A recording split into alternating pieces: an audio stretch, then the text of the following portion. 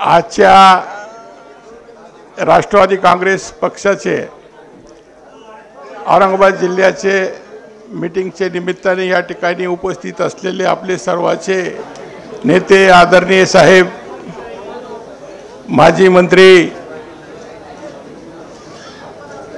माननीय राजेश भैया टोपे साहेब, जीवनराव गोरे साहेब, जयसिंगराव गायकवाड साहेब, जिल्ह्याचे अध्यक्ष, शहराचे अध्यक्ष, सर्व उपस्थित राष्ट्रवादी काँग्रेस पवार साहेब गटाचे विविध सेलचे पदाधिकारी, उपस्थित बंधू भगिनींनो, पत्रकार मित्रांनो आणि तरुण मित्रांनो,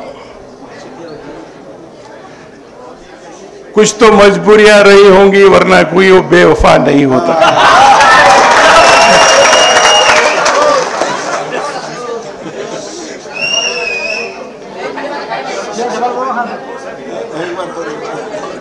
पण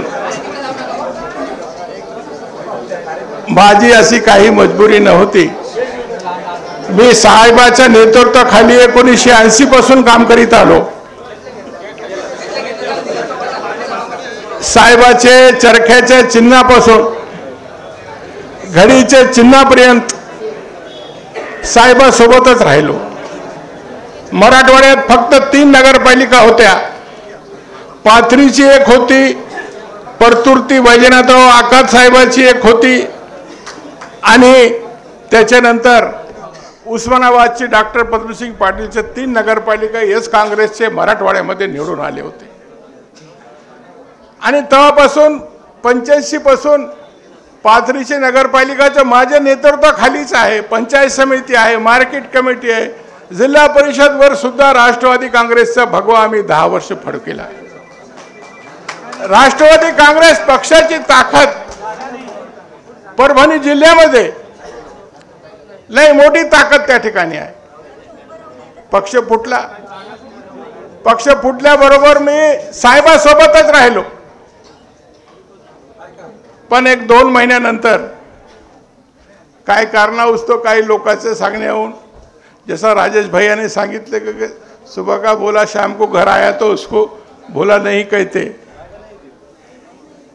मगर मी एवढंच सांगल, साहेबाला सोडून गेलेले अनेक लोक मी आपल्या जीवनामध्ये पाहिले, ते पुन्हा विधान भवनाच्या परिसरामध्ये दिसले नाही। ते शून्य झाले। बरं झालं साहेब, मी शून्य होण्याच्या आधीच आलो।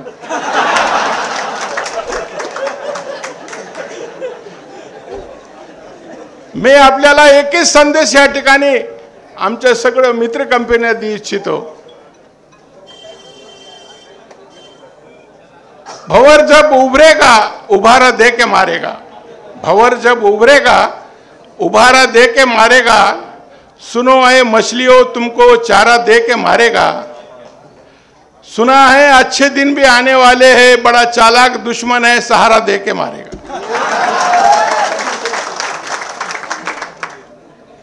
आज लोकसभेच्या निवडणुकीमध्ये आम्ही देशाचे चित्र पाहिला। आज लोकांची मानसिकता अशी होती की जे पक्ष, जे लोक भारतीय जनता पक्ष, जातीवादी पक्ष आणि इतर पक्षासोबत गेले, लोकांना त्याला शून्य केलं। साहेब 5 वर्ष लोकांनी परिवर्तन केलं, केंद्रामध्ये मोदीचे सरकार दिले। दुसरे 5 वर्षामध्ये पुलवामाचं प्रकरण घडलं, त्याच्या आधारावर पुन्हा एकदा सरकार आली। पण देशामध्ये 10 वर्षामध्ये एवढा जातीवाद पसरला, एवढा धर्मवाद पसरला की एक प्रधानमंत्री, एक मुख्यमंत्रीला असा शोभत नाही असे या ठिकाणी कालच्या लोकसभेला प्रधानमंत्र्याचे भाषण झाले। आज मुस्लिम समाज फार अपेक्षेने आपल्याकडे पाहतो की मुस्लिम समाजाला, मायनॉरिटी समाजाला कोणीतरी एक त्याच्या पाठीवर हात फिरवणारा व्यक्ती पाहिजे, त्याला मदत करणारा व्यक्ती पाहिजे। काय मिळाला तरी चालेल नाही, पण मुस्लिम समाजाला ह्या ठिकाणी एक चांगले भावनेने पाहणारा नेतृत्व पवार साहेबांचं, आणि पवार साहेबांच्या नेतृत्वाखाली हे देशामध्ये राज्यामध्ये निश्चितपणे साहेब किती वर्ष झाले तो देशातली सत्ता परिवर्तन झाल्याशिवाय तुमचा आवेश्य, मैं तो अल्लाह से दुआ करूंगा कि जब तक देश का परिवर्तन नहीं होता आप हयात रहेंगे। मैं यही गुजारिश करूंगा, ज्यादा वक्त नहीं है, राजेश भैया ने बोला मुख्तसर बात करो, नहीं तो मैं बहुत दिल की भड़ास यहाँ निकालना चाहता था।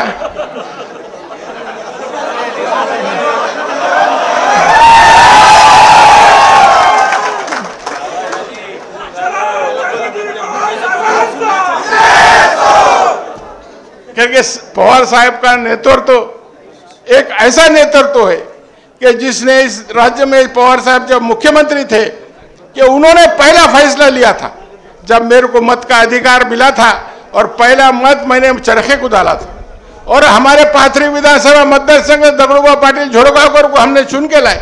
85 में चरखे का उम्मीदवार पाथरीकर साहब यहाँ बैठे हुए उनको मालूम है। 85 में दूसरा उम्मीदवार हमने दिगंबरा वड़ीकर को चुन के लाए। उसके बाद राष्ट्रवादी काँग्रेस बनने के बाद मेरे राजकीय जीवन में, माझ्या राजकीय जीवनामध्ये जे काही मला मिळालं केवळ साहेबांमुळे मिळालं। पण मला कुठं आता खंत वाटते की मी साहेबा सोडून गेलंच कसं। अनेक वखारते करते माझे सहकारी मला म्हणत होते की तुम्ही असा कसा निर्णय घेतला, तुम्ही असा कसा निर्णय घेतला, ते सारखा मला बोलत होते। आता मला जाण्यासाठी मला आता वाट तरी शोधावं लागेल, कसं यावं म्हणून कसं जावं, मी हे प्रयत्नात होतो। काजी माझ्या मनामध्ये लोकसभेच्या निवडणुकीनंतर मी चित्र पाहिला की सगळ्या देशामध्ये आणि विशेष करून मुस्लिम, दलित, मराठा हे सगळे समाजामध्ये परिवर्तन पाहिजे होतं। आणि हे बारीची निवडणूक भारतीय जनता पक्षाच्या विरोधामध्ये लोकांनी हातात घेतली होती, लोकांनीच निवडणूक हातात घेतली। म्हणून आज भविष्यामध्ये सुद्धा विधानसभेच्या निवडणुकीमध्ये हे आपल्याला चित्र पाहायला मिळणार आहे। अनेक पत्रकार मला विचारत होते की तुम्हाला काही साहेबाने तुमची आमदारकी आज गेली, तुम्ही दोनदा मी विधान परिषदेवर गेलो, साहेबामुळे गेलो। विधान परिषदेचा मला तिकीट मिळाला, पाथरीचा मी आमदार झालो, साहेबामुळे झालो। साहेबाने मला सारखा ह्या ठिकाणी कधी डावललं नाही। माझे मनामध्ये कुठंतरी बेमानी जे झाली असं तर मला खंत वाटत होती की मी साहेबाला कसं सोडलं। मला कधी कधी विचार करीत होतो मी एकटा असताना सुद्धा की साहेबाबरोबर मी आता साहेबाला परभणीने आले तो मी असा विचार केला होता की मी डायरेक्ट जाऊन गव्हाणे साहेबाला सांगायचं आणि डायरेक्ट साहेबाला भेटायचं। पण सुदैव चांगलं झालं की जीवनराव गोरे साहेबांनी मला सांगितलं आणि ते आमचे जुने पद्मसिंग पाटील, जीवनराव गोरे, आमचे पद्मसिंग पाटील काँग्रेसमध्ये, राष्ट्रवादीमध्ये असताना त्यांच्या नेतृत्वाखाली मराठवाड्यामध्ये आम्ही सातत्याने काम केलं, यस काँग्रेस वाढविली। पण मला एवढंच सांगायचं की भविष्याच्या राजकारणामध्ये पवार साहेबांच्या नेतृत्वाखाली हे राज्याचा सत्ता परिवर्तन झाल्याशिवाय राहणार नाही याची मला खात्री आहे। आणि साहेब मला जे जिम्मेदारी पक्ष बांधणीसाठी, पक्ष संघटना वाढविण्यासाठी, पक्ष संघटना मजबूत करण्यासाठी मला जे काही जबाबदारी, एक पक्षाचा छोटा कार्यकर्ता म्हणून मी आपल्याला सांगू इच्छितो कि जे काही जबाबदारी अपन देते निश्चितपणे ते एड़ी चोटी का जोर लगा के राष्ट्रवादी कांग्रेस पार्टी शरद पवार गट को मजबूत करने का काम भविष्य में मैं निश्चितपणे करूंगा। मराठवाडा असो किंवा महाराष्ट्र असो, सातत्याने माझा प्रयत्न राहील की राष्ट्रवादी कांग्रेस पक्ष, शरद पवार हे जातीने मजबूत आणि हे पक्ष राज्यातला नंबर 1 चा पक्ष।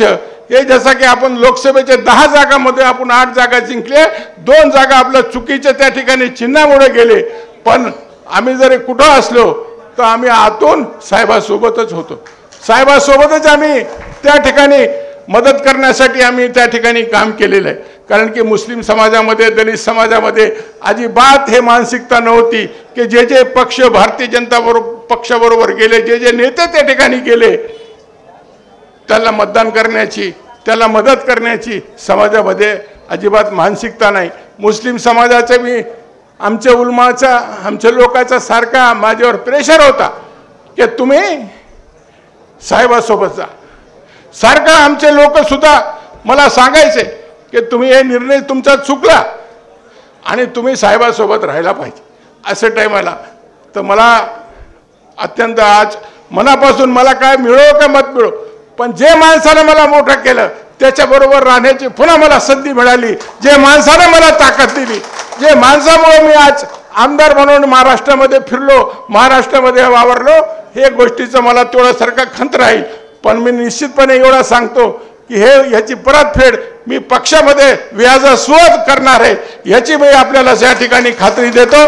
आणि राष्ट्रवादी काँग्रेस पक्ष, शरद पवार गट हे कसं राज्यामध्ये मजबूत होईल, कसं याच्यामध्ये जास्तीत जास्त आपले आमदार निवडून येतील, कसं जास्तीत जास्त आपली सरकार, आपली सत्ता राज्यामध्ये येईल, याच्यासाठी मी सातत्याने प्रयत्न करेल, एवढंच या निमित्ताने सांगतो.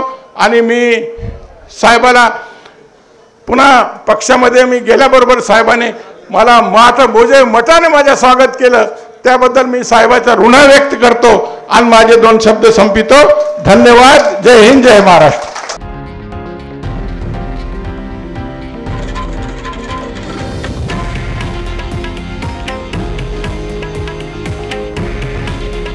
हे आहे देशातील नंबर 1 न्यूज नेटवर्क आणि आपण पाहत आहात TV9 मराठी. काळजी तुमची, हित महाराष्ट्राचं.